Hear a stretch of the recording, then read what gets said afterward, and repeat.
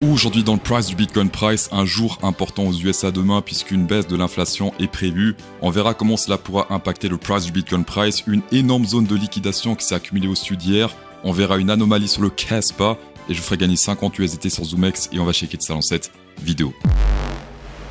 Le funding rate de plus en plus chiant sur le Bitcoin Price. On peut voir ici en 2024, ça arrivait que 2 fois ce qu'on a là. Funding rate négatif, funding rate positif, funding rate négatif, etc.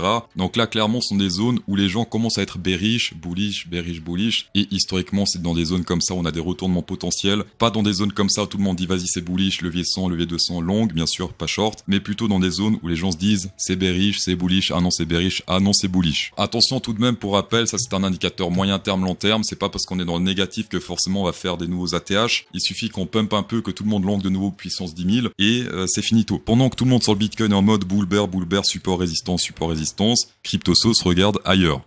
Ce que je regarde, ce sont ces ranges parallèles ici, puisqu'on teste actuellement un très gros support. Si on pète ce truc ce soir à la baisse, ça pourrait puer pas mal, puisqu'on pourrait aller jusqu'au support suivant. Si on dézoome un petit peu, ça pourrait être plus ou moins autour des 52 374 $. En pourcentage, si on short tout ça, ça ferait un 9% de short. Avec du levier 2 par exemple 20%, etc. Pour l'instant bien sûr c'est pas confirmé, ce qu'il faut c'est une clôture en dessous et non pas une tige comme on a fait juste ici. Niveau liquidation, il y a une énorme zone qui s'est ajoutée au sud hier soir, ça c'est assez incroyable ce qui se passe là. Très peu au nord, énorme au sud.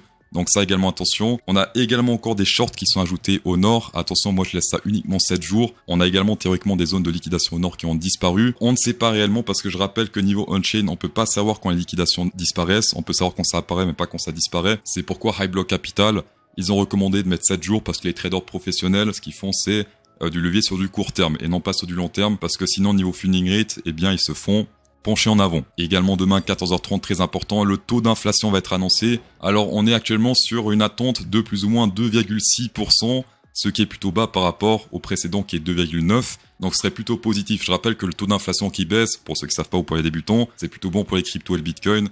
Et des taux d'inflation qui montent, ça c'est pas très bon. Là, il prévoit du 2,6, ce qui est plutôt positif, mais attention, si demain le vrai chiffre sera par exemple 2,8, ça reste positif parce que c'est moins que 2,9, mais c'est moins positif que les attentes. Très important demain à 14h30, soyez présents. C'est 12h30 chez les USA, enfin aux USA, mais en France c'est 14h30 et en Suisse. Prochain événement également important, c'est les taux d'intérêt de la Fed. Ça fait depuis 2023 qu'ils n'ont plus rien changé. Juillet 2023, donc ça fait plus d'un an que c'est à 5,5. Prochaine annonce le 18 et bonne nouvelle, les taux d'intérêt devraient baisser pour la première fois depuis un an. Ici on peut voir les probas 45% sous les 5%. Et 55% au-dessus des 5%, entre 5% et 5,25. C'est plutôt serré, on est sur du Marine Le Pen Macron, mais on reste quand même sur plus de probas entre les 5 et les 5,25. Mais dans tous les cas, ça annonce une baisse, ce qui est plutôt positif. Là, on était sur la partie positive, court moyen terme. Les taux d'intérêt de la Fed, c'est très facile à modifier, il suffit d'appuyer sur un bouton. Par contre, avec les taux de chômage aux US, eh bien, appuyer sur un bouton ne suffit pas, malheureusement. Et on peut voir que depuis 2023, là, c'est en train de monter doucement et dangereusement. Et une grande montée des chômeurs. En général, c'est pas très bon pour tous les marchés en général, puisque l'économie ralentit et c'est pas le but. Ici, on peut le voir durant le crash Covid, c'était juste énorme ce qu'on a fait là. Et on peut voir que historiquement, quand on monte, c'est pas pour faire des fake-out. Ici, on monte vraiment pour monter, ici également, etc. Donc là, faites gaffe, on est en train de former un bol qui monte, et on peut voir que ça commence à s'accélérer un peu depuis 2024. Et soudainement après, on passe à la phase FOMO, comme on le connaît dans le marché crypto. Ici, on a également les job openings aux US qui sont en train de baisser, donc ça c'est bullish. En tout cas, bullish pour quelqu'un qui ne s'y connaît pas, puisque job openings veut dire nouveaux emplois disponibles. Et là, c'est en train de baisser à fond depuis 2022. On est passé de 11 000 à 7 000 plus ou moins, 8 000. Donc ça également, malheureusement, c'est pas très bon pour la suite. Pas d'emploi, pas de travail, pas d'économie. Aussi simple que ça. Niveau open interest, la zone d'intérêt, clairement, ça se passe ici autour des 60 000 $. C'est très blanc. Plus c'est blanc, plus il y a de positions qui s'ouvrent, plus c'est bleu, moyen de position. On peut voir clairement qu'il y avait quelques positions qui sont vertes ici, puisque c'était très bleu dans cette zone-là, en tout cas bleu clair. Si on baisse encore plus la tolérance pour voir uniquement les gros ordres, on peut voir que clairement, pour l'instant, on n'est pas trop dans une zone d'intérêt par rapport à cette zone des 60 000 $. Pas trop de traders. On peut voir qu'il y a un petit peu qui s'est ouvert ici. Enfin, beaucoup, parce que là, on est vraiment sur des gros ordres. Mais comparé à ce qui se passe autour des 60 000 $, c'est plutôt vide. Pas trop d'intérêt trading actuellement. La dominance du USDT est également très intéressante, puisque plus ça monte, plus les gens ont peur, plus les gens convertissent leur crypto en USDT. Donc un Fear and Greed Index fiable, selon moi, c'est ça. Plus ça monte, plus les gens ont peur, plus ça descend, plus les gens achètent, et donc plus c'est risqué d'acheter.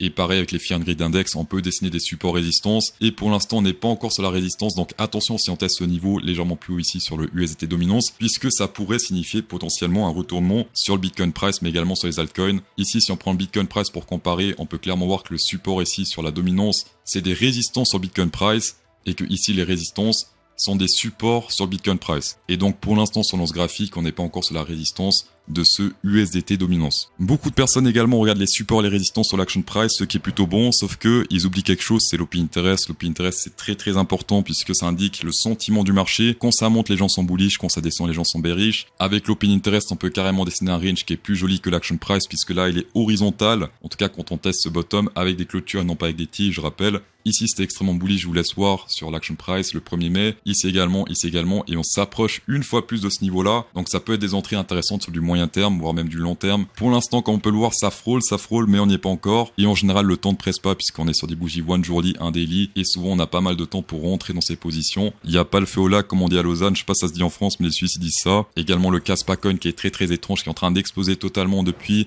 juin, juillet, plus ou moins ici. Sa FOMO puissance 10 000 niveau hash rate. Donc attention, hash rate, c'est pas de la chasse, c'est simplement les hashers, les mineurs de Kaspa qui FOMO. Ça me rappelle un petit peu ce que faisait le Litecoin, le Litecoin juste avant le halving Bitcoin. Il a également explosé niveau hachage et après ça pumpait pas mal. Là, les mineurs sont en mode all eyes sur Kaspa, même pas all eyes mais all energy sur Kaspa. Kaspa, pour ceux qui savent pas, c'est du proof of work et c'est du layer 1. Le concours ZoomX, qui sait qui a gagné $50 sur ZoomX, eh bien c'est...